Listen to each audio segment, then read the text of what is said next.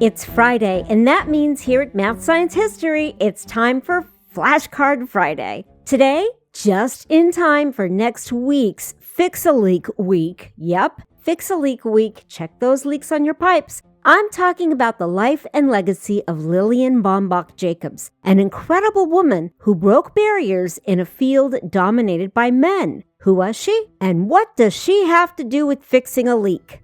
Well, Lillian's story is one of perseverance, skill, and a little bit of unexpected fame. She was born in 1930 in Arlington, Virginia, and from a young age, she was exposed to the world of plumbing thanks to her father, William Baumbach. He owned a successful plumbing business, Baumbach Plumbers, and young Lillian quickly took an interest in his work. Unlike many girls of her generation who were encouraged to pursue more traditional roles, Lillian was fascinated by the mechanics of plumbing. She would follow her father to job sites, watch him work, and absorb everything he taught her. While many fathers might have discouraged their daughters from entering such a male-dominated trade, William Baumbach supported her curiosity.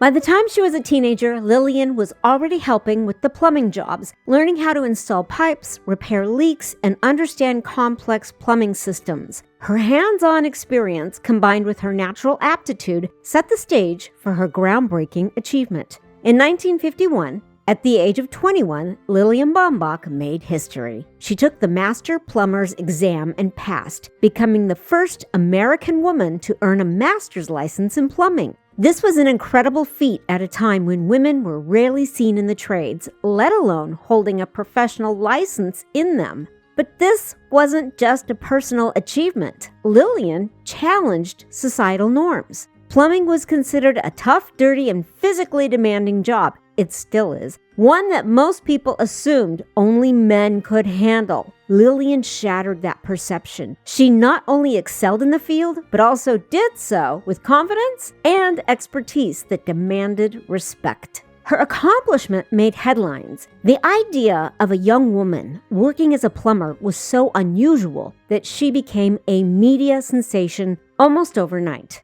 Her accomplishment made headlines. The idea of a young woman working as a plumber was so unusual that she became a media sensation almost overnight. And after earning her master's plumber's license, Lillian's story caught the attention of the press. Newspapers and magazines across the country ran articles about the, quote, lady master plumber, as they called her. Her fame took an unexpected turn when U.S. soldiers fighting in the Korean War began writing her letters. They were fascinated by the idea of a woman excelling in such an unexpected field, and soon she became something of a pinup girl, not for modeling, but for her skills as a plumber. Lillian received hundreds of letters from servicemen, many asking for photographs. She obliged, and she sent signed pictures, though she was always in her professional attire rather than a traditional pinup outfit. Some soldiers even proposed marriage, charmed by her intelligence, confidence, and groundbreaking achievements.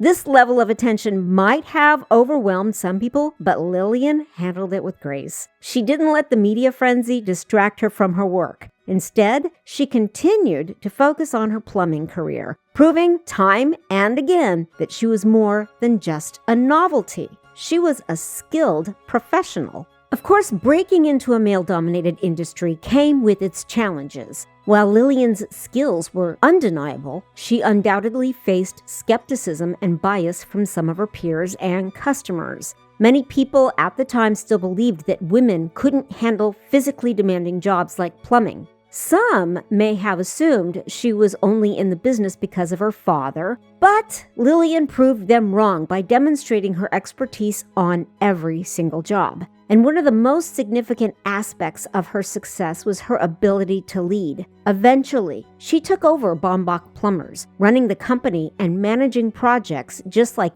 any other master plumber. Under her leadership, the business thrived, and she gained respect in the industry. Lillian continued working in the plumbing business for decades. She remained an advocate for women in the trades, paving the way for future generations. Even though she never actively sought to be a role model, Her story inspired many women to consider careers in fields they had previously been discouraged from entering. Eventually, she retired in 1989 after nearly 4 decades in the business. By then, the world had changed significantly from the time she first picked up a wrench. More women were entering trade professions, though they were still in the minority. Lillian's success showed that with determination and skill, barriers could be broken. Lillian Baumbach Jacobs passed away in 2000 at the age of 70, but her legacy lives on.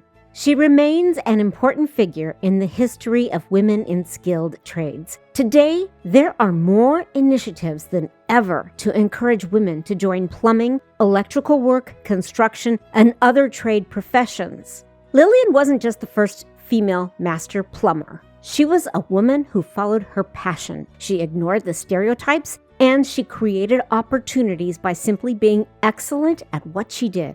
And that's something we can all learn from. So ladies and trans ladies, what can we learn from Lillian? Well, we can break barriers in any industry.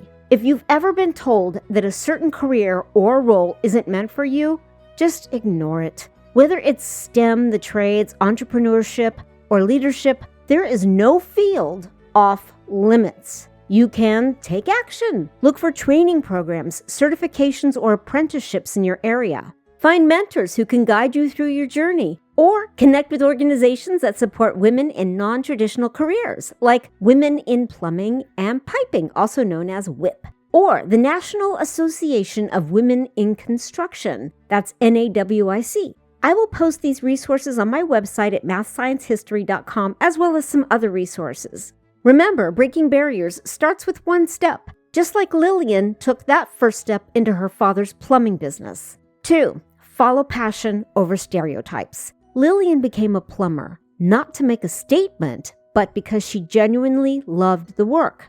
The lesson? Passion and skill matter more than what society says you should do. So ask yourself, what are you passionate about, and are you pursuing it? Have you been avoiding a dream because it doesn't fit traditional expectations? And what's stopping you from going after what excites you? Develop your skills and confidence. Take a course, practice, learn, and get hands-on experience. The more you refine your skills, the less outside opinions will matter.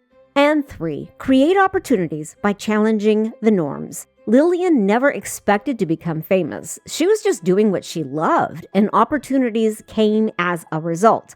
The same can happen for you when you push past your comfort zone. And here's how you can challenge norms and create new opportunities for yourself. Say yes to challenges that scare you. Growth happens outside of your comfort zone. It really does. Step into leadership roles, even when they feel intimidating. Be a role model, share your journey, mentor others, and uplift women and trans women in your field. Lillian Baumbach Jacobs didn't wait for permission to follow her path. She didn't let outdated ideas hold her back. She pursued her passion, became a pioneer, and inspired countless women along the way. And now, ladies and trans ladies, it's your turn. Whatever your path, science, history, plumbing, engineering, business, don't let anybody tell you it's not for you. Follow your curiosity, build your expertise, and most importantly, never let outdated ideas dictate what you can or cannot do. Because the next Lillian Baumbach Jacobs